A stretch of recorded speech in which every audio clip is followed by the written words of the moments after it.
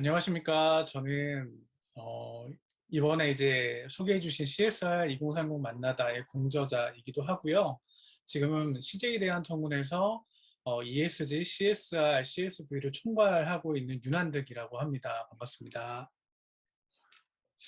뭐 일단 여기 이제 말씀 주시면서 CSR을 직접 담당하시는 분도 계시고, 그리고 이제 대학교에서 이런 소셜 섹터에 대해서 이제 관심 있으신 분들, 그리고 실리콘밸리나 계시면서 그쪽에서 체인지 메이커를 꿈꾸시는 분들에 대해서 말씀을 주시고 계신데, 먼저 저는 이제 요 강연을 하기 전에 저 역시도 소셜 벤처를 직접 창업을 했었던 사람이었고요. 그리고 체인지 메이커가 되고 싶다라는 마음을 갖고 영상을 기반으로 해서 사회를 움직이는 캠페인을 진행을 하기도 했었습니다. 근데 제가 이렇게 활동하면서 지금 기업에서 가장 큰 이슈 중에 하나는 기업이 어떻게 운영을 하면서 착한 일을 하면서 기업이 어떻게 생존할 수 있을 것인가에 대해서 관심이 굉장히 많습니다. 관심이 많은 정도가 아니라 생존을 어떻게 이것을 이끌어 갈 수 있을 것인가에 대해서 이 말씀을 많은 고민들을 하고 계신데요. 그 이유는 MZ세대, 지금의 2030 세대, 그리고 예비 10대들이 포함이 된다면 인구의 3분의 1이 넘어가는 시점에 지금 도래했습니다.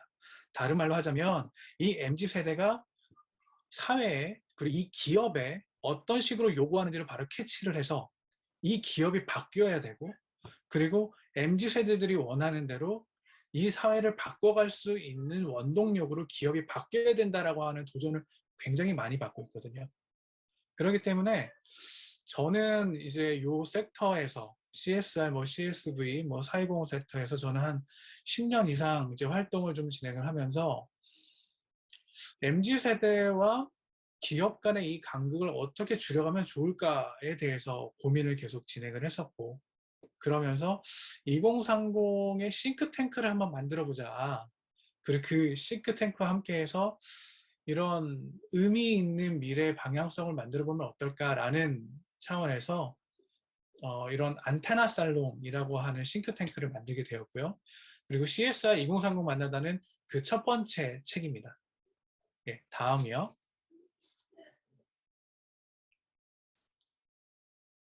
네. 방금 이제 제가 소개를 하면서 자연스럽게 이제 책에 대해서 좀 넘어가는데, 안테나 살롱은 소셜 임팩트를 이끌어가는 2030 혁신가들의 젊은 시각으로 어떻게 하면은 한국 사회, 그리고 한국의 CSR의 혁신 가치를 높일 수 있을까 고민하는 420원 2030 싱크탱크입니다. 네, 다음이요. 그래서 저희는 이제 MZ세대, 아까 말씀드렸던 경제활동, 경제력에 있어서 가장 메인으로 진입된 인구에서도 3분의 1 이상이 이제 진행되고 있는 이 MZ세대들이 어떤 소셜 임팩트를 원할까? 그리고 그런 소셜 임팩트를 통해서 어떤 혁신 가치를 만들 수 있을까를 고민을 바로 안테나 살롱을 통해서 진행을 하기 시작했습니다. 네, 다음이요. 그래서 저희는 단순히 저희들이 모여서 공부를 하자. 사실 이런 공부를 하는 모임들은 굉장히 많이 있습니다. 그런데 공부하는 것뿐만 아니라 이 공부하는 것들을 기반으로 해서 우리가 함께 인플루언서로 좀 활동을 한번 해보자.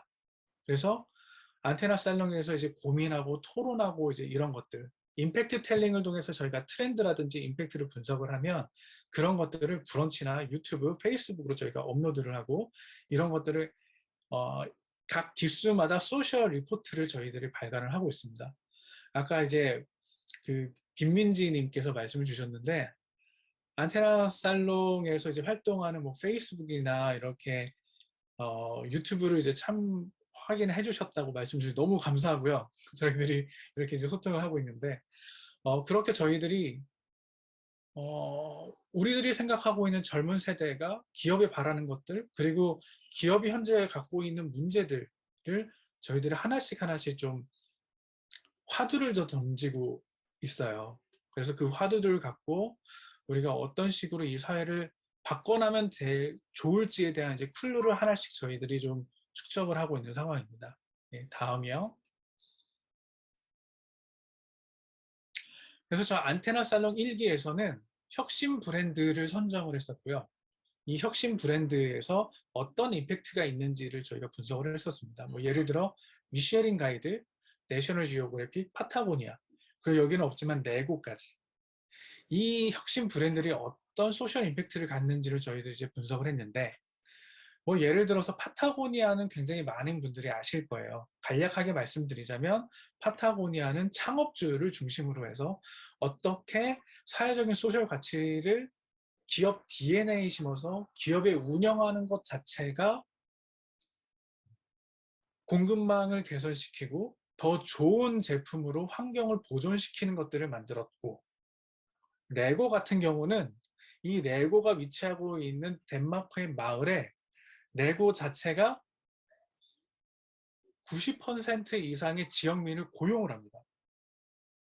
그리고 그 지역 경제를 살리기 위해서 레고랜드를 만들었고요. 레고랜드를 만들면서 동시에 공항도 함께 만들게 됩니다. 이런 지자체와 함께 상생할 수 있는 것들을 직접적으로 바로 만들었던 것이 레고였거든요.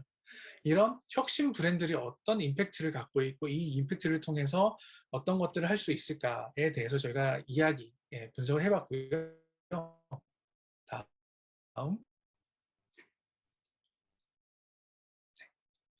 저희가 소셜 임팩트 무브먼트 2019라는 저희들이 말했던 이런 혁신 브랜드가 어떤 식으로 소셜 임팩트를 만드는지에 대해서 브런치북에 저희가 첫 번째 리포트를 발간을 했습니다. 네, 다음이요. 그리고 저희가 이제 두 번째, MZ세대로 눈으로 본 소셜 임팩트에 대해서 단순히 이제 혁신 브랜드가 갖고 있는 것 외에 이런 사회 혁신가와 사회공헌 담당자들이 현재 어떻게 대한민국의 미래들을 만들고 있는지를 같이 좀 논하기를 시작을 했습니다. 네, 다음이요. 그래서 이런 사회 혁신가들, 그들이 만들어가고 있는 생각의 이런 용광로를 통해서 우리는 어떤 이야기를 할 수 있을까? 그래서 저희는 이제 멤버, 2기 멤버 자체도 대기업의 사회공헌, ESG 담당자, 임팩트 투자사, 사회공헌 컨설팅 회사, 그리고 소셜벤처 대표, 그리고 현재는 생소할지 모르겠지만 지금 굉장히 필요한 한국 사회에서 이 부동산의 문제를 해결할 수 있는 실마리를 줄 수 있는 공공 디벨로퍼를 꿈꾸시는 분들과 같이 저희가 이 멤버십을 만들고 고민을 시작을 했습니다. 다음이요. 그래서 아까 전에 이제 말씀 주실 때 CSR 담당자도 계셨는데 CSR에 대해서 잘 이해가 어려우신 분들도 계셨고, 그리고 이런 것들이 어떤 식으로 개선이 되고 있는지 현재 뭐 이런 거에 대해서 이제 말씀 주셨는데, CSR이란 Corporation Social Responsibility입니다. 쉽게 한국말로 얘기하자면 기업의 사회적 책임인데요. 많은 분들은 이런 CSR이 지역 자원봉사, 나무 심기, 이런 연탄 나르기, 뭐 밥버 사업 같은 것으로 생각을 하고 계십니다. 그런데 이런 CSR이라는 개념이 사실은 저는 일본을 통해서 한국에 들어온 개념이기도 합니다. 그리고 1990년대 일본을 통해서 한국에 들어왔을 때에 바로 정경련과 삼성사회봉사단을 통해서 처음 CSR이라는 단어가 도입이 되고 운영이 됐는데요. 근데 여기에서의 문제는 삼성사회봉사단 같은 경우에 이런 지역 자원봉사라든지 이런 것들이 거의 메인 90년대이다 보니까 이런 것들이 메인이 되다 보니 CSR이 결국에는 지역에서 자원봉사를 하는구나 라고 오히려 오해를 하기 시작하셨어요.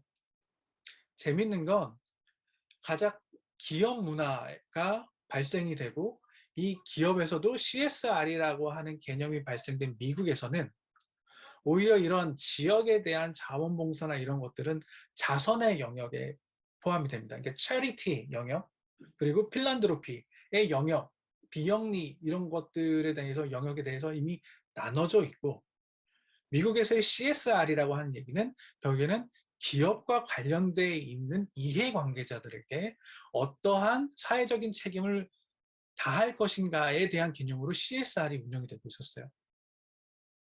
재미나게도 최근에 화면에서 보시면은 삼성 뉴스룸에 있는 스페셜 리포트에 2018년 2월호에 CSR이 진화가 되고 있다고 오히려 삼성에서 이야기를 하기 시작합니다. CSR이 이윤 추구자에서 박애주의적 기부자, 좋은 시민, 책임감 있는 생산자, 21세기형 담당자로서. 재미나게도 아까 말씀드린 것처럼 90년대에 CSR이 일본어를 통해서 들어올 때 약간 오해를 할 수 있었던 부분을 현재 미국에서 있는 이야기하는 CSR로 다시 회귀돼서 이야기가 시작이 되고 있다는 것이죠. 그러면서 이야기하는 것은 뭐냐면 CSR이 진화를 하고 있다라고 얘기를 하고 있습니다.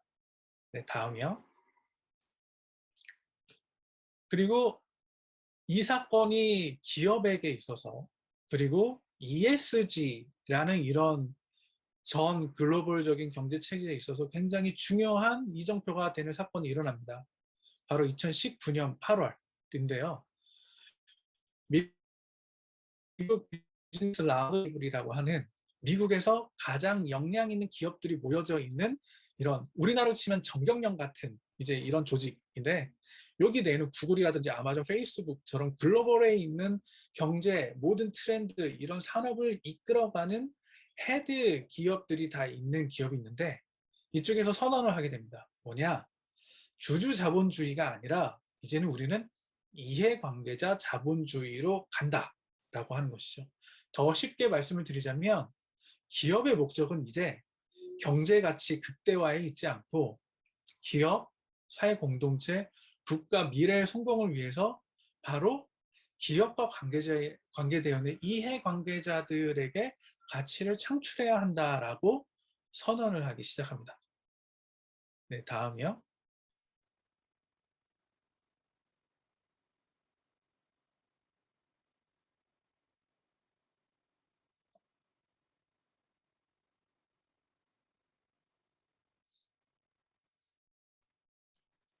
네, 화면이 넘어가는 동안 제가 또 말씀드리자면, 네, 그래서 저희 역시도 CSR에 대해서 내부적인 경론이 있었습니다. 광의의 CSR에 대해서 우리가 다뤄야 될 것이냐, 협의의 CSR에 대해서 다뤄야 할 것이냐. 협의의 CSR이랑 기존에 저희가 기업사회공헌이라는 이 활동, 기술적으로 본다면 비영리 단체와 기업이 함께 하면서 사회를 변화시키는 이런 프로젝트에 포커스를 할 것이냐, 아니면 현재 있는 트렌드대로 이해관계자, 기업의 모든 관계되어 있는 이해관계자를 향하는 비즈니스로 사회 문제를 해결할 것인가, 이런 상생의 관점을 할 것인가에 대해서 경론이 있었고요. 그 결과는 저희가 이해관계자의 상생, 이런 것들을 통해서 CSR을 이야기를 해보자. 그러면서 동시에 ESG, 현재 굉장히 이슈되고 있는 개념인데요. 기업을 운영하고 있을 때에 이런 환경, E, S, Society, G, Government, 이 지배 구조를 어떤 식으로 개선할 수 있는 것까지 우리가 같이 한번 탐구하고 이야기를 해보자라고 저희가 이제 결정을 하게 됐죠. 예, 다음입니다. 아까 말씀드린 대로 CSR, 기업의 이연 추구, 그리고 혹은 기업의 존속을 하기 위해서 기업의 책무뿐만 아니라 이해관계자의 요구를 해소할 수 있는, 대응을 할 수 있는 그런 활동들을 현재는 CSR이라는 개념으로 확장이 되어져 있고, 그것에 굉장히 민감하고 가장 연계가 된 이슈로서는 ESG, 그래서 환경사회 지배구조를 통해서 이 기업의 DNA가 어떻게 되는지를 함께 개선하고, 이 기업의 DNA를 통해서 기업 자체의 비즈니스로 사회를 개선하는 활동을 진행을 하고 있습니다. 네, 다음이요. 그래서 MZ 세대의 렌즈로 우리가 감지를 했을 때 이 한국의 소셜 임팩트에 대해서의 이슈가 무엇일까가 있었습니다. 가장 중요한 것은 아니 도대체 사회공헌을 왜 하나 였었어요. 기업이 돈 버는 게 제일 중요한데 아무리 페이스북이나 이런 비즈니스 라운드 테이블에서 주주 자본주의를 개선했다고 하는 거에 대해 알겠는데 한국에서 기업은 사회공헌을 도대체 왜 하는 것인가? 두 번째 질문은 그거였습니다. 아직도 기업이 신분 세탁을 하고 있어? 우리는 너희들의 친구야 라고 신분 세탁을 아직도 하고 있는 거야? 그리고 그 세 번째는 그래도 기업이 사회와 상생할 수 있는 비즈니스를 하는데 그 비즈니스에 대해서 어떻게 운영을 하고 있을까? 저희는 이제 그 부분에 대해서는 이제 마이크 포터라고 하는 CSV 아버지라고 하시는 분이 계십니다. 이분의 논리 그리고 이런 개념 체계를 기반으로 해서 저희가 한번 이야기를 해봤고요. 그럼 CSV 말고 좀 더 직접적으로 개선할 수 있는 게 무엇일까를 고민을 했을 때 바로 임팩트 투자에 대해서 저희가 이야기를 하게 됐습니다. 뭐 말씀 주신 그 참여하신 분 중에 뭐 청소년 진로 교육을 하시면서 어떤 비즈니스를 만드시고 이제 이러신 분들이 계신데 현재 가장 중요한 것은 이 비즈니스 모델이 어떻게 오퍼레이팅 되는 것도 굉장히 중요한데요. 이 오퍼레이팅이 될 수 투자가 어떤 식으로 가기가 되고 그래서 이 비즈니스 점점 커지면서 자연스럽게 이 사회를 바꿀 수 있을 것인가. 그리고 이 사회를 바꿀 수 있는 것들이 결국에는 체인지 메이커로서의 역할이 될 수 있게 되겠죠. 그리고 이런 ESG 어떻게 본다면은 현재의 기업의 모든 리스크는 ESG 영역에서 발생이 됩니다. 그렇다면 기업들이 ESG를 바라볼 때 말씀드린 대로 리스크를 줄이는 방법으로 ESG를 바라봐야 될 것인가? 혹은 혁신 임팩트를 만드는 것으로 ESG 그리고 CSR을 함께 운영을 해야 될 것인가에 대해서 이야기를 좀 하게 됐습니다. 그리고 바로 이제 제일 중요했던 저희가 이제 두 번째, 첫 번째는 CSR에 대한 2030의 시선이었다면, 질문이었다면 챕터 2에서는 CSR의 패러다임이 어떻게 바뀌고 있는지에 대해서 이야기를 좀 나눴습니다. 바로 이제 MZ세대의 태도. 그렇다면 이 밀레니얼 세대에 대해서 어떻게 재조명을 해야 될 것인가? 그리고 코로나 시대가 다가오면서 공공 커뮤니케이션이 오히려 굉장히 중요하게 됐습니다. 그리고 공공 커뮤니케이션을 이끄는 것이 바로 MZ세대죠. 이 MZ세대 이런 생각의 전환을 일으킬 수 있는 이 공공 커뮤니케이션을 어떻게 강화시킬 수 있을 것인가. 그리고 제일 중요한 것은 아마 오늘도 떠들썩한데 화천대유로 이제 이야기되는 대한민국 사회에서 부동산을 어떤 식으로 회복을 해야 될 것인가. 이제 이런 것들에 대해서 저희들이 이제 이야기를 좀 하게 됐습니다. 네, 다음이요. 말씀드린 대로 저희가 챕터 1, 2, 그 질문들을 통해서 저희들이 이 챕터들을 두 개 나눴는데요. 저희가 MZ 세대들과 함께 하면서의 이야기했었기 때문에 굉장히 단도직입적으로 저희들이 이제 챕터를 좀 정하긴 했습니다. 한국이라는 곳이 재밌는 곳인데요. 기업을 굉장히 신뢰하지 않는 사회입니다. 그럼 그 사회에서 어떻게 사회공헌을 할 수 있을 것인가? 그리고 워싱의 시대, 아까 말씀드렸던 신분 세탁이라고 하는 이 워싱의 시대에서 이 CSR은 어떤 식으로 운영이 돼야 될까? 그리고 마이클 포터와 포스트 코로나에서 CSV 전략에 대해서 그리고 임팩트 투자자 그리고 ESG에 대해서 저희가 챕터 1 2030의 시선에 대해서 이야기를 좀 하고요. 그리고 CSR 패러다임이 이런 밀레니얼 세대 그리고 공공 디벨로퍼들을 통해서 어떤 식으로 바꿀 수 있을지에 대해서 저희가 그런 실마리에 대해서 한번 이야기를 해보았습니다. 네, 다음이요. 네. 그래서 저는 이런 그 CSR 2030 만나다가 어떤 식으로 운영이 됐었고 어떤 비율을 갖고 이제 진행을 했는지에 대해서 같이 한번 공유를 해드리고 그리고 함께 저자를 참여하셨던 이제 최진웅 대표님께서 어떻게 본다면 지금 최근에 가장 이슈가 되고 있는 이런 부동산을 기반으로 한 이런 가치 회복이나 이런 임팩트, 소셜 임팩트를 어떤 식으로 개선할 수 있을지에 대해서 네, 말씀을 좀 나눠드리도록 하겠습니다. 네, 안녕하세요. 저는 CSR 2030을 말하다의 공동 저자 최진웅이라고 합니다. 저는 이번 책에서 지역과 상생하는 공공 디벨로퍼라는 주제로 참여하게 되었고, 실제 다양한 지역에서 도시개발 업무를 담당하고 있는 민간 디벨로퍼입니다. 아마도 디벨로퍼라는 일이 무슨 일이지? 라고 생각하시는 분들이 많으실 텐데요. 이번 이제 미니 강연을 잘 들어주시면 그 궁금증이 해결되시지 않을까 생각해 보고 있습니다. 디벨로퍼라는 일을 이해하기 위해서 제가 이렇게 간단하게 준비한 순서인데요. 간단하게 프롤로그 말씀드리고, 첫 번째로 디벨로퍼가 어떤 일을 하는지에 대해서 설명을 드릴 거고, 또 두 번째로는 이 공공 디벨로핑의 성공 사례들을 좀 말씀을 드리려고 해요. 그리고 세 번째는 디벨로퍼는 카멜레온이다 라는 이야기들을 좀 드리면서 이번 강연을 마치려고 하고 있습니다. 네, 본격적인 강연에 앞서 제 소개를 좀 드리려고 합니다. 저는 안테나 살롱 2기 멤버로서 활동을 하고 있고, 중국 컨설팅, 청당 도시개발, 시온 도시개발의 대표로서 지금 보이시는 다양한 지역에서 공동주택을 짓고 있습니다.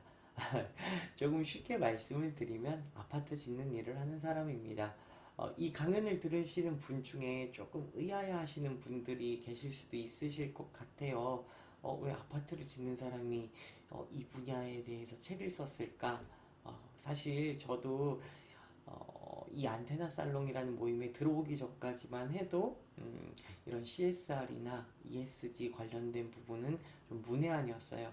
하지만 우연한 계기로 CJ 대한통운의 윤한득 차장님을 뵙게 되었고, 그분의 소개로 정세권 선생님이라는 분에 대해서 알게 되면서 좀 이쪽 분야에 대해서 더 공부하고 싶고 더 알고 싶어서 그렇게 공부를 하고, 같이 또 좋은 분들과 이야기를 나누다 보니까 이렇게 책까지 내게 되었습니다. 사실 이번 강연에 참여하게 되면서 조금 고민을 많이 했어요. 왜냐면 지금 보이시는 지역 때문에 사회적인 이슈도 있고, 지금 많은 분들께서 굉장히 부동산 개발하는 사람들에 대해서 안 좋은 시선으로 보고 있는 거를 너무나도 잘 알고 있기 때문에 고민을 했지만, 그럼에도 불구하고 제가 이번 강연에 참여하게 된 이유는 다른 것은 아닙니다. 어, 이제 정말 많은 분들이 개발업자는 나쁜 사람들이다, 부동산 가격을 올리는 주범이다, 이렇게 생각을 하고 계시는데, 결국 그렇지 않다. 극히 일부의 몇몇 분들만 그럴 뿐이지 다 그렇지 않다. 그래서 뭐 변명처럼 들리실 수도 있겠지만, 저는 오늘 미니 강연에서 조심스럽게 디벨로퍼에 대한 잘못된 선입견에 대해서 말씀드리고 싶어서 이 자리에 이렇게 서게 되었습니다. 일단 아까 말씀드렸던 순서대로 디벨로퍼가 뭐야? 라고 이제 궁금해 하실 것 같아서 디벨로퍼 하는 일에 대해서 좀 설명을 드리고자 합니다. 디벨로퍼는 토지의 입지 분석을 하고 토지 용도에 따른 부동산의 종류를 예상하여 사업 발굴, 조금 쉽게 말씀을 드리면 어디 아파트를 지으면 좋을까라고 생각하는 사람이라고 보시면 되죠. 그래서 사업 발굴, 기획, 그리고 그 땅에 아파트를 지으려면 토지 매입을 해야 되잖아요. 그래서 토지 매입부터 시작해서 지분 투자, 금융 조달, 건설, 운영, 마케팅 등을 도맡아 하면서 인허가, 분양, 임대, 관리까지 진짜 아파트를 짓고 분양하는 마지막까지 모든 업무를 총괄하는 개발 사업자를 디벨로퍼라고 한다라고 말씀을 드리겠습니다. 그리고 디벨로퍼는요, 크게 두 가지로 나눠지는데요. 첫 번째는 민간 디벨로퍼, 그리고 또 공공 디벨로퍼로 나눌 수 있으며, 민간 디벨로퍼는 시행사와 시공사로 나눌 수 있으며, 공공 디벨로퍼로는 대표적으로 우리가 많이 보고 계시는 LH, 그리고 서울도시공사 SH, 그리고 경기도시공사 이렇게 나눌 수 있습니다. 조금 더 민간 디벨로퍼에 대해서 설명을 덧붙이자면 우선 수익성을 우선적으로 추구합니다. 그러다 보니까 아까 앞에서 잠깐 말씀드렸던 이슈, 그러니까 안 좋은 일들이 좀 생겼었던 거고요. 아까 제가 말씀드렸다시피 시행사와 시공사로 나눠진다고 했는데 시행사는 다음과 같습니다. 부동산 개발 사업에 있어서 계획 수립에서 자금 조달, 부지 매입, 각종 인허가 관계, 물론 분양 공고도 내고 계약 및 입주까지, 그러니까 공사의 전 과정을 책임지고 맡아서 관리하는 사업 운영의 주체를 시행사라고 하고요. 그리고 시공사는 여러분들이 지금 길 가다가 보시는 모든 아파트들의 이제 보시면 벽에 브랜드 마크가 찍혀 있잖아요. 예, 이렇게 시행사로부터 건물을 발주받아서 설치 도면에 따라 공사를 담당하여 진행하는 건설업체입니다. 일반적으로 우리가 잘 알고 있는 현대건설, 그러니까 힐스테이트, 삼성건설, 레미안, 포스코, 더샵, 그러니까 GS건설, 자이 등의 건설사를 시공사라고 합니다. 뭐 물론 이 중에는 시행과 시공사를 시행과 시공을 동시에 하는 건설사도 있고요. 대표적으로 현대산업개발, 아이파크라고 생각을 하시면 민간 디벨로퍼에 대한 이해가 조금 더 빠르게 되시지 않을까 생각을 해보게 됩니다. 그리고 공공 디벨로퍼, 앞서서 말씀드렸지만 이제 이 공공 디벨로퍼는 공익과 공공성을 추구하는 부동산 개발업자를 이야기하는데요. 노후화된 지역을 경제적, 문화적, 사회적으로 활성화시키기 위해 정부, 정부 그 자체죠. 기관, 지역 주민 등과 협력을 통해 개발하는 것은 같아요. 민간하고 같아요. 하지만 민간이 아닌 이 LH나 각 지자체의 이 도시공사를 이제 공공 디벨로퍼라고 합니다. 이제 디벨로퍼의 역사에 대해서 좀 말씀을 드리려고 해요. 우리나라에서 디벨로퍼의 역사는 길지는 않습니다. 찢어지게 가난했던 과거, 이때 당시를 제가 살지는 않았지만 우리나라는 대대적인 국토 개발을 통해 부국 강병을 꿈꿔왔었잖아요. 그리고 그때 정부 주도하에 신도시 공급이 이루어지면서 디벨로퍼의 업무 자체가 정부 그 자체였다라고 말씀을 드릴 수 있을 것 같아요. 그 당시 많은 아파트가 공급이 되면서 브랜드 아파트가 등장했고 신규 주택 공급이 활발하던 황금기에는 이 건설사가 곧 시행사 역할도 함께 했었습니다. 문제점이 있었어요. 뭐냐면 부동산 개발 회사들 목적 없이 오로지 돈만 우선시하는 이 개발 회사들이 좀 생겨나기 시작했는데 이 때문에 굉장히 많은 이권 다툼 그리고 각종 인허가를 통한 비리가 발생하기 시작해요. 진짜 큰 문제죠. 이제 이런 것들 때문에 이제 지금 사회적 이슈가 되는 그런 사건들이 터진 건데 이제 선량한 국민분들께서 피해를 입으시는 거예요. 어떤 일이든 마찬가지겠지만 이런 비리를 저지르시는 분들은 극히 일부에 지나지 않습니다. 그리고 이 디벨로퍼의 또 변명일 수도 있겠지만 이 성공의 이면에는 정말 무수히 많은 난관들이 있고 또 하이리스크 하이리턴 결과가 좋으면 진짜 다행이죠. 하지만 망하는 사례가 더 많아요. 성공하는 사례보다. 이제 그렇기 때문에 이제 우리 이 강연을 혹시 보시는 분들은 너무 디벨로퍼나 개발업자에 대한 좀 약간 색안경은 벗어주셨으면 하는 바람을 좀 말씀을 드려봅니다. 지금 간단하게 이렇게 1파트에서는 디벨로퍼의 업무와 역사에 대해서 지금 살펴보았는데 제가 큰 성공을 거둔 뭐 신영이나 MDM의 회장님들을 이제 말씀을 드렸었죠. 근데 이분들에 대해서는 우리 업계에 있으신 분들은 잘 아는데 일반 이제 국민분들이나 이 강연을 들으시는 분들은 이 두 분에 대해서 잘 모르실 거예요. 그래서 다음 파트에서는 가장 쉽게 이해할 수 있는 인물들을 좀 소개해 보도록 하겠습니다. 다른 사람들은 모르셔도 이 사람은 아실 거라고 생각합니다. 바로 민간 디벨로퍼의 대표적인 인물이죠. 전 미국 대통령 도널드 트럼프입니다. 이분의 역사가 디벨로퍼로서부터 시작이에요. 그래서 간단하게 이분이 어떤 일들을 했는지에 대해서 말씀을 드릴 거고요. 그리고 저의 꿈과 비전을 바꾸신 분이시죠. 정세곤 선생님. 정세곤 선생님에 대해서 좀 말씀을 드리면서 같이 정말 진짜 공익적인 일, 국민들을 위하는 일이 무엇인지에 대해서 같이 짚어보도록 하겠습니다. 일단 이 도널드 트럼프는요, 부동산 개발업계의 전설입니다. 그냥 우리는 미국의 대통령, 조금 막말을 일삼던 사람, 이렇게 생각하실 수 있겠는데요. 이분이 뉴욕의 스카이라인을 만든 사람이라고 평가받고 있고요. 망해가는 코모도 호텔을 획기적인 방법으로 되살려 진짜 말도 안 되는 수익을 얻은 디벨로퍼 중에 한 명입니다.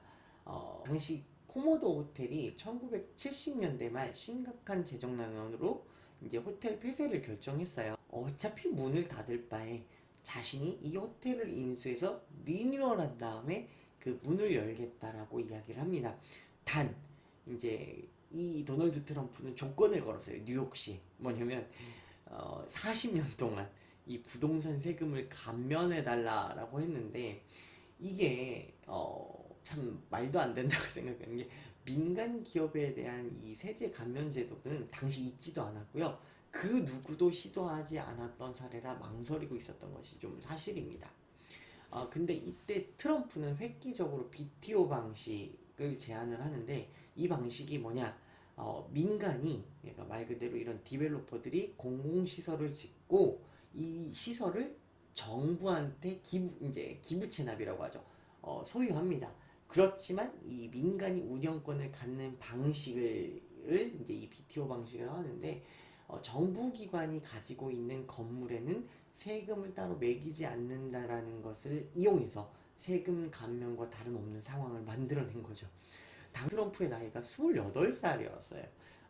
이제 몇 섭을 내다보는 탁월한 사람이었고 이 트럼프의 생각은 수십 년간 저렴하게 임차할 수 있는 권리를 확보하면서 세금 감면과 다름없는 효과를 이제 얻게 됐던 것이죠. 뉴욕시의 선택은 엄청난 성공 신화를 만들어냈고 결국에 허락했거든요. 그래서 이 호텔을 개발했고 그 과정을 이끈 디벨로퍼 도널드 트럼프는 그 주변 상권까지 살아나게 해서 7년 만에 그 사람이 자기가 갖고 있던 지분 절반 약 8,500만 불을 받아내면서 매각에 성공합니다. 그때 당시 돈으로 환산을 하면 1360억 정도 되는데요. 좀 더 이해를 쉽게 돕기 위해서 이때 잠실주공 아파트 13평형 가격이 1300만 원 정도라고 해요.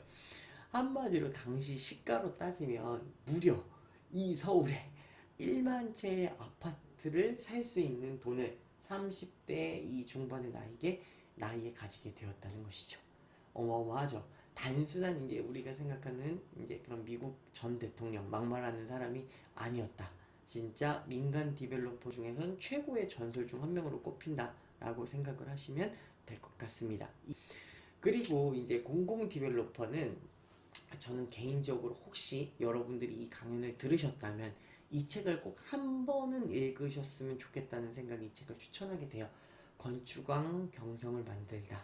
윤한득 차장님을 통해서 이 책을 소개를 받았는데 이 책을 읽고 나서 제가 보통 책 한 번 읽으면 두 번 안 읽어요.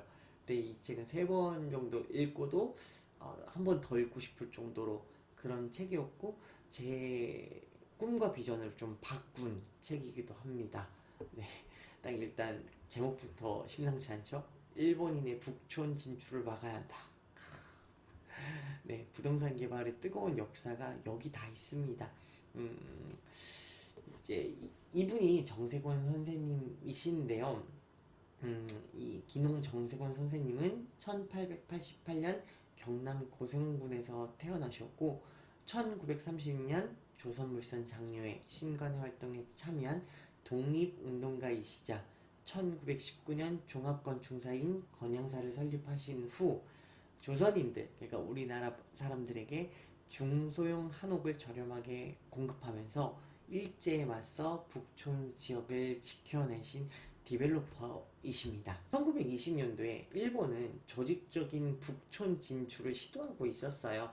당시 조선 총독부를 이제 북촌으로 이전하고 경성부청의 관사와 동양 척식회사 직원 숙소를 그 주변에 지어서 서서히 북촌을 점거해 나갔거든요.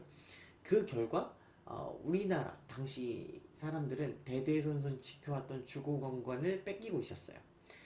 그때 정세곤 선생님은 일본인들의 북촌 진출을 막아야 된다는 신념을 가지고 1920년대 익선동 166번지 개발을 시작으로 가회동, 삼촌동 일대의 이 북촌을 한옥마을로 만들어 가셨습니다. 그 이후에도 봉익동, 지금 오늘날의 성북동, 해화동, 창신동, 서대문, 왕십리, 행당동 등 이 경성 전역, 이 서울 전역에 근대식 한옥 단지를 조성하였고 당시 중산층 이하 서민들이 거주할 수 있도록 전통 한옥에 비해 매우 작은 규모로 건축을 시도하셔서 당시 경성 안에 신축 건물 20%에서 30%에 달하는 6천여 채의 한옥을 건립하시고 공급하시게 됩니다. 이를 계기로 조선 사대문의 독보적인 부동산 업체가 되셨고 또 말 그대로 조선 역사에 유례가 없던 건축왕다운 대규모 한옥 건립 사업가로서 자리를 잡게 되십니다. 근데 여기서 또 핵심이 있어요. 공익적인 목적이셨잖아요. 그래서 공공 디벨로퍼라고 이 후세들이 칭하는 것인데 이렇게 쌓아 올린 자신의 부를 자신만을 위해서 사용하지 않으셨고 우리나라를 지키는데 모두 사용하셨습니다. 정세곤 선생님은 결코 우리가 생각하는 단순한 부동산 개발업자가 아니셨고요. 이 수익금의 대부분을 독립군의 자금으로 사용하셨어요. 그리고 훗날 조선어학회 건물을 지어 기증하기도 하셨고 서민들에게 더 많은 주택을 공급하시는데 전력을 다하셨습니다.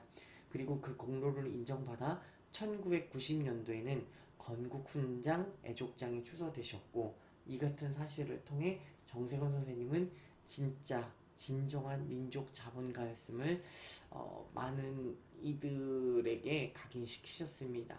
사실 다른 거 다 떠나서 저는 이번 강연에 음, 목적이 두 가지가 있는데 첫 번째는 그런 디벨로퍼에 대한 안 좋은 인식이기도 했지만 적어도 이 강연을 한번 들으시는 분들에게 정세권 선생님에 대해서 꼭 말씀을 드리고 싶어서 이렇게 강연에 참여하게 되었다라고 말씀을 드릴 수 있을 것 같습니다. 근데 사실 이런 모습들이 일본이 반기지는 절대 않았겠죠. 상식적으로.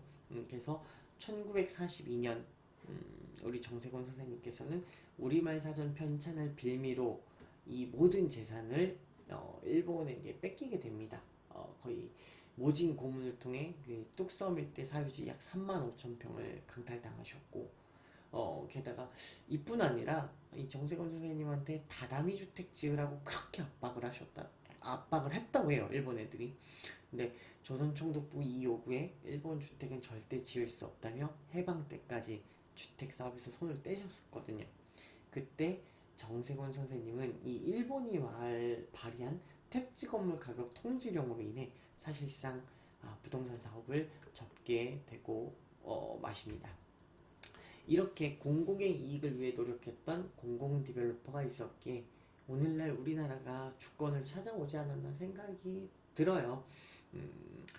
지금 현재 사실 우리나라의 이 부동산 시장이 굉장히 혼란스럽잖아요. 저는 이제 계속해서 반복해서 말씀드리지만 우리는 이 정세권 선생님의 뜻을 기억하고 받들어서 새로운 시각으로 우리나라의 부동산 시장을 바라보고 그러니까 이 정부와 민간이 협력해서 공공적이고 공익적으로 정말 집 한 채 바라는 국민들에게 실질적으로 도움이 되는 정책이 만들어졌으면 좋겠다 그렇게 생각을 하고 있습니다. 미니 강연인데 굉장히 길어지고 있습니다. 더 이상 미니 강연이 아닌 것 같아요. 그래도 준비한 건 다 하도록 하겠습니다. 우리가 잘 알고 있는 미국 맨하탄의 배터리 파크 이 부분이 정부와 민간이 협력해서 이루어낸 가장 좋은 디벨로핑의 성공 사례라고 볼 수 있는데요. 미국은 여러 도시개발 성공 사례를 가지고 있는 곳이라고 볼 수가 있습니다. 하지만 도시개발 사업은 처음부터 성공을 장담할 수 있는 곳이 없어요. 많은 시행착오도 있고 도전 끝에 얻어낸 결과가 배터리 시티라고 할 수 있는데요. 그 중 하나가 뉴욕의 맨하탄 지역 서측 허드슨 강을 따라 형성된 92에이커의 매립지로 상업 및 업무 기능과 주거공원으로 구성된 커뮤니티를 계획하고 그 계획의 결과로 건설된 곳, 전 세계에서도 도시재생과 공공 디벨롭의 가장 큰 성공 사례로 손꼽히는 곳이죠. 이곳은 진짜 이 정부와 민간이 어떻게 힘을 합쳐야 성공할 수 있는지 좋은 예라고 할 수 있기 때문에 우리나라의 이 정부와 그리고 민간들이 힘을 합쳐서 이런 사례들을 만들었으면 좋겠다라고 생각을 하고 있습니다. 이 배터리 파크 도시개발 사업은요, 1968년 이제 이 배터리 파크 시티 개발공사가 설립이 되고 이때 당시 6개의 주거단지 7층 높이의 중심축에 연결된 거대 구조물의 형태로 이루어진 형태로 계획이 진행되었었거든요. 근데 이 사업을 성공시키기 위해 뉴욕 주정부가 보증하는 무려 2억 달러, 그러니까 우리나라 돈으로 약 2천억이 넘는 돈의 채권까지 발행하면서 성공 의지를 가지고 시작한 도시개발 사업입니다. 잘못되다 보니까 굉장히 막대한 비용을 소요했고 굉장히 심한 규제 사항으로 사실 민간 투자가 억제되는 구조였다 보니 이 1976년 부지 매립을 끝으로 이 사업은 중단이 되게 됩니다. 그로부터 이렇게 3년이 흐른 후 새로 취임하게 된 이 캐리 주지사는 1979년에 배터리 파크 시티의 개발공사 이사진을 전면적으로 교체하고요. 뉴욕주 도시개발공사에 편입시킨 다음에 이 공사를 맡고 있던 칸 회장에게 이 프로젝트를 맡기게 됩니다. 칸 회장은 당시 모든 플랜을 버리고 새로운 계획을 세우는데 이는 이전의 거대 구조물과 슈퍼블럭 형태의 개발을 폐기하고 이제 기존에 있던 그런 어떤 개발 계획을 다 전면 백지화시킨 거예요. 그리고 뉴욕시의 전통적인 개발 패턴으로 진행을 하는데 이 기획을 다시 하니까 이 사업이 가기 시작합니다. 지금 이렇게 설명을 지금 적어놨지만 개별 건축물보다 공공간의 질을 높이는 방법을 썼고 이 덕분에 부지의 업무지구가 세계무역센터와 지하철역사에 인접한 부지로 옮겨지면서 기반시설에 대한 투자 비용이 줄어들었고 체계적인 개발과 확정을 가능하게 만들었어요. 다음과 같은데 이 부분을 설명을 하려고 하면 정말 길어져요. 더 이상 미니 강연이 아니라 강의가 됩니다. 그러므로 CSR 책을 팔려고 하는 것이 아닙니다. CSR 2030을 말하다를 구매하셔서 네, 한번 이 파트를 좀 읽어보시면 국내의 성공 사례 그리고 일본의 성공 사례까지도 다 보실 수 있으시니까요. 관심을 가져주시고 이 부분을 좀 참고해 주시면 좋을 것 같습니다. 이제 드디어 마지막 파트입니다. 저는 이번 마지막 파트를 디벨로퍼는 카멜레온이다 라고 이렇게 정해놓았는데 그 이유가 우리가 잘 알고 있는 도시재생 사업에 대해서 좀 말씀을 드리려고 해요. 지금의 공공 디벨로핑은 약간의 좀 문제가 있습니다. 좀 이게 이상하게 들리실 수 있겠지만 지금 사회적 이슈가 되고 있는 문제가 터지기 전에 더 큰 부동산 문제가 있었잖아요. LH 사건이라고 다들 아마 기억을 하실 거라고 생각을 하는데 더 이상 그와 같은 사태가 일어나지 않기 위해서는 이제 조금은 작은 변화가 일어나야 된다라고 생각을 합니다. 저는 크게 약은 약사에게, 진료는 의사에게라는 말을 좀 말씀을 이제 타이틀로 말씀을 드리고 싶은데요. 그 이유가 뭐냐면 사실 민간 디벨로퍼들은요 목숨 걸고 일을 합니다. 왜냐면 곧 생계와 직결이 되고 사업이기 때문에 토지 입지 분석이나 토지의 용도에 따른 부동산의 종류를 정말 많이 검토하거든요. 그렇게 해서 사업을 발굴하고 기획하고 이런 일들을 하는데 이렇게 치열한 노력을 한 디벨로퍼는요 지금의 어떤 도시재생 사업처럼 벽화를 그리거나 그런 일을 하지 않습니다. 디벨로퍼는요 시대의 변화를 수용하고 진화하고 있습니다. 그 이유가 뭐냐면 이제 건물을 공급하는 일에 그치지 않고요 정부의 그린 뉴딜 정책이나 다양한 정책에 발맞춰서 신재생에너지 사업에도 영역을 확장하고 있을 만큼 사업의 기획이나 어떤 이런 발굴에 대해서는 정말 전문가로서 활동을 하고 있습니다. 몇몇 디벨로퍼들은 실제 이미 이 청주와 음성, 충주 발전소의 발전 사업 허가를 받았고요. 대규모 태양광 발전 사업에 참여하기 위해 특수목적 설립도 법인도 설립을 해서 단순한 개발업자에서 소비자들로부터 신뢰받는 기업가로서 성장하고 있습니다. 제가 이 말씀을 조심스럽게 드린 이유는 이것입니다. 더 이상 벽화를 그리는 그런 도시재생 사업이 아니라 실제 우리나라 국민들에게 도움이 되는 그런 사업을 위해서는 진짜 변화가 필요하다. 그리고 그 일은 지금의 어떤 개발 이익만을 쫓는 디벨로퍼가 아니라 정세권 선생님처럼 공공의 이익을 꿈꾸는 디벨로퍼들에게 기회를 줘야 된다. 한마디로 LH는 더 이상 지금 이렇게 직접 뭐 아파트를 짓고 또 토지를 직접 사는 게 아니라 플레이어가 아니라 저의 개인적인 생각이에요. 어디까지나 이제 이 플레이어의 자리는 공공 디벨로퍼를 꿈꾸는 이들에게 넘겨주고 감독관의 자리로 가서 더 나은 발전된 정책들을 같이 만들어내는 게 맞지 않나라는 생각을 해보고요. 음, 또 마지막에 제 공부를 하면 이 싱가포르의 사례가 있습니다. 이 싱가포르가 정부와 민간이 힘을 합친 가장 성공한 케이스라고 할 수 있는데요. 이런 부분들을 좀 잘 생각을 해주신다고 하면 이제 좋을 것 같습니다. 미니 강연인데 너무 길어져서 다시 한번 죄송하고 이제 끝났습니다.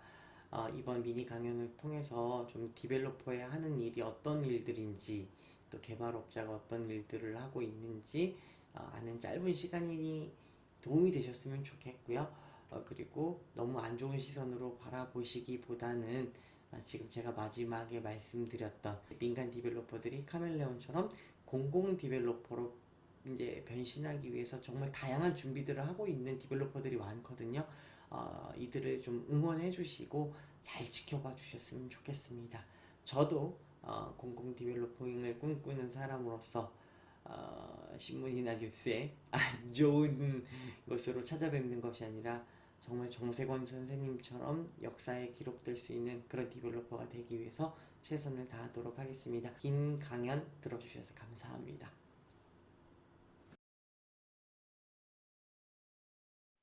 오늘 이렇게 또 사회공헌 그리고 또 청소년들을 생각하는 분 그리고 또 비전을 꿈꾸는 대학생 분 또 저 먼 나라에서 또 들어오신 분 많은 독자님들을 뵈서 정말 영광이었고요. 사실 오늘 강연 정말 죄송하게도 뭔가 디벨로퍼를 옹호하는 이야기만 한 것 같아서 진심으로 죄송하지만 앞으로 뉴스 일면에 좋은 소식으로 나올 수 있는 사람이 되겠습니다. 네. 안 좋은 소식 말고, 네, 좋은 소식으로, 네, 선한 영향력을 끼치는 사람. 앞으로, 옷깃만 스쳐도 연이라 그랬는데, 이렇게 얼굴 보고 2시간 얘기했으니까, 어, 어느 위치에서든 만나든 좋은 모습으로 서로에게 도움이 될 수 있는, 이제 아까 우리 황 대표님께서 여기 있는 분들이 3기 멤버의 사진에 남으셨으면 좋겠다, 이렇게 말씀해 주신 것처럼 꼭 3기 때 함께 볼 수 있었으면 좋겠습니다. 저는 3기 때도 나가지 않고 있겠습니다. 네, 감사합니다. 먼저 좋은 기회를 통해서 이렇게 인사드리고 또 말씀 나눌 수 있어서 너무 감사하고요. 그리고 저희가 이 책의 타이틀 CSR 2030을 만나다. 사실 2030이 변혁할 주인이라고 생각합니다. 그리고 이 MZ세들이 자신이 갖고 있는 임팩트를 놓치지 않고 이 사회를 좀 계속 바꿔나갔으면 좋겠어요. 그리고 그렇게 바꿔나갈 수 있도록 저도 노력하도록 하겠습니다. 좋은 기회를 주시고 이렇게 만날 수 있게 기회를 주신 또 황필권 대표님께 세모와 함께도 너무 감사한 말씀 전해드리고 싶습니다. 감사합니다.